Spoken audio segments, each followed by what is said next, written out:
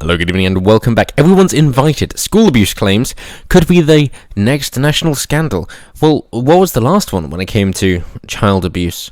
Was it Islamic grooming gangs? Yes, it was. And the report that was supposed to come out, was that actually very enlightening? No. Was that because it was all hidden? It's all confidential? Yes, precisely. So essentially it's just been memory hold. So it seems as if. Powers that be go, ooh, okay. Right. So, lockdowns are lifting, so people are going to get back to focusing on what they were focusing on before.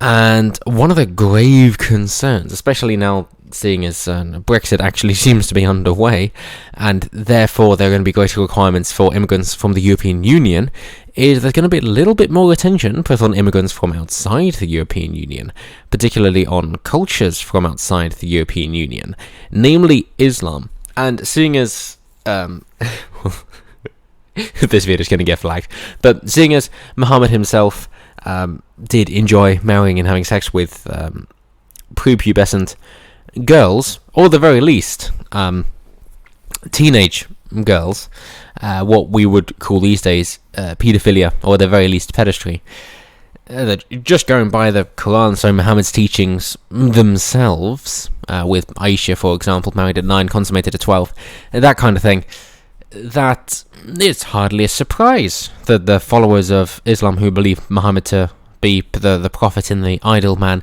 would do the same thing, because you've also got to understand that Islam isn't actually just subservience to God, which is what Islam means, but it is also worshipping the prophet, as in a human, as in a false idol. But that's just one of the many differences between Islam and Christianity. But yes, the point being that there would be a bit more focus on children being sexual abuse victims, right?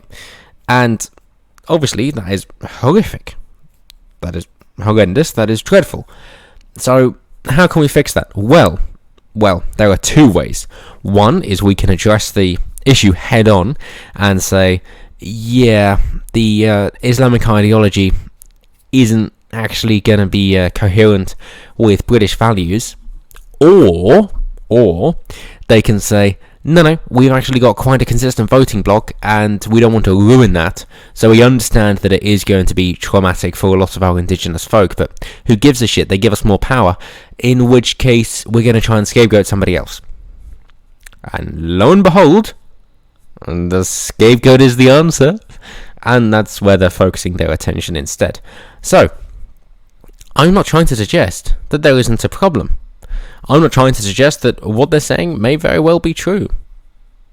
What I am suggesting is that maybe the root cause of this problem isn't what they're suggesting it is. And so when they go on to say that some schools are worse than others, and although the schools are named, those names aren't available, it really makes you wonder as to why that is the case. And I'm sure you know as well, when it comes to paedophile cases, for example, if they are indigenous, then their names and faces are plastered all around, even with Jimmy Savile, for example. Okay, but also then, when it comes to terror attacks or mass murder attempts, again, if they're a straight white male, then their names and faces are plastered all around. But if it isn't, if it is actually the more dreadful ideology of Islam, then it's all hushed up and hidden. Yes. So if you don't know who is responsible for such an attack or such horrific atrocities, then chances are it's one of these protected groups.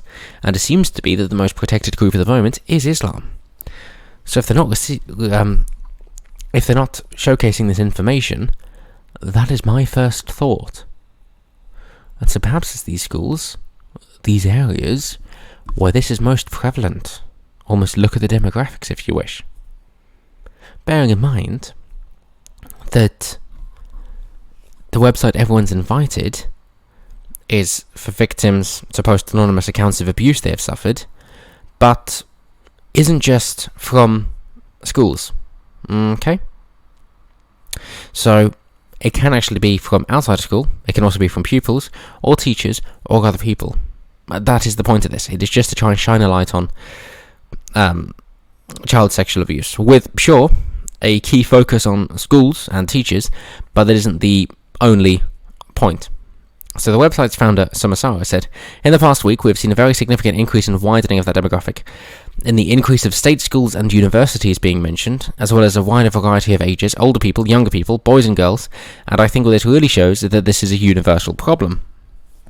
Okay, Sumasara is suggesting it is a universal problem, so it doesn't matter what skin colour you are, and it doesn't matter which gender or sex that you are.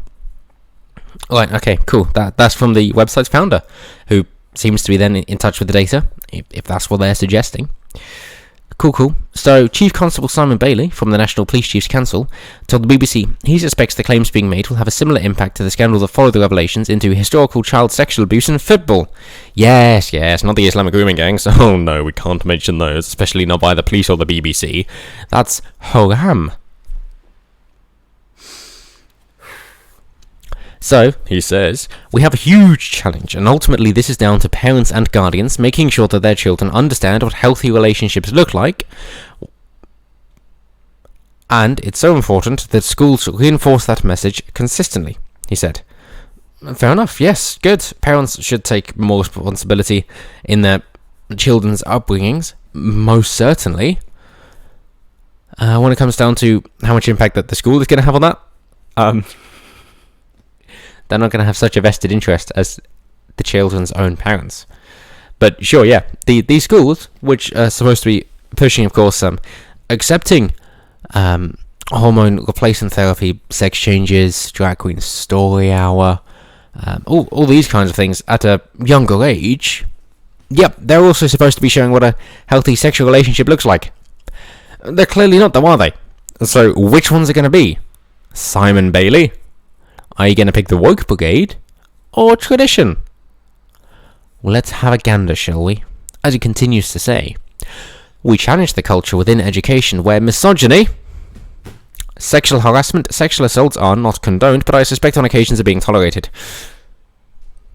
So the site's founder says all ages and genders, and he's just going with it's misogyny. It's against women, don't you know? Because, of course, under British law, only men can rape. Not only women can be raped, because you just have to have a penis in order to rape. So women can never rape. And therefore, rape is actually a gendered crime. Because that is exactly how the law defines it. Not necessarily because that is actually accurate, but nonetheless, that's how the law describes it. So, of course, there's a huge challenge when it comes to misogyny, and apparently this is throughout the whole education system. I mean, of course, it doesn't really matter that now boys are being held back with classrooms oriented more towards female learning, with the coursework, of course, trying to focus more on females' performance, with more women than men getting into university, with more women than men graduating university, with women under 30 out-earning men by about £1,000 a year. This means nothing at all, of course, because it's all misogyny, it's all against women. Even though everything that I've just said is entirely true, this is misogyny. Somehow. And that somehow, and this is the real crux of the issue, that has always been the case and will continue to be the case, which is always overlooked, and is yet used as a bad thing, is that most men, most boys, most young boys, will suffer because of this. They will. They are then less likely to have a better education, which means they're less likely to have a happier relationship, which means they're less likely to have a good family or a meaningful life, because men tend to work with things and women work with people. However, there will be a minority, a very small minority, of boys who will grow up facing that hardship, finding that that is just a way of life, accepting it, and getting on with it, and therefore will be used to those difficulties later on in life, and will take life by the horns and head on, and therefore be tremendously successful, because they've had to grow up with these difficulties from a very young age. And what does that result in? Oh, well, the top of the FTSE 500, or whatever it is, they're run by men, and the most successful people on the planet, of those top 100, are all men. We must do something about it. Let's punish the vast majority of boys, while then just creating more of these very small minority of successful men, because they've had to challenge through these hardships the whole time, whereas women have been given things. So yeah, it's only going to make the problem even worse. That they are supposedly trying to fix, and for the life of me, I don't understand why. It's almost as if money is more important than human development. Fuck off. But yes, sorry, of course, it's misogyny that isn't being condoned, but it's being tolerated. Of course, regardless of what Everyone's Invited website founder, Sarasoma, tends to say about it. But no. So much so that the Department for Education said it was very concerned by the allegations posted on Everyone's Invited. Spokesman said, the vast majority of schools, colleges and universities take their safeguarding responsibilities very seriously. So it is particularly shocking when allegations of abuse are made in connection with a place of education where everyone should feel secure and be protected. But it gets better. Working together, the Department for Education, the Home Office, and the National Police Chiefs Council are in contact with Everyone's Invited to provide support, protection, and advice to those who are reporting abuse, including on contacting professionals or the police if they wish. So maybe have a look at where these things are happening. Because the Met Police has already confirmed it has been reviewing the content of Everyone's Invited and contacting schools it could identify. In June 2020, Miss Sarah, who is now 22, shared her experience on Instagram of what she calls rape culture. And by all means, look at Stephen Crowder's in-depth analysis into this to show, for one thing, that in universities, comparing the universities, the campuses, to the town that they are in, the campuses are far more safe than the surrounding town when it comes to events of rape. And yet, their suggestions of rape culture mean that universities would actually be, if what they said was correct, more dangerous in terms of rape than the Congo in Africa, where rape is used as a weapon of war. Yeah. So perhaps the idea of rape culture, where you say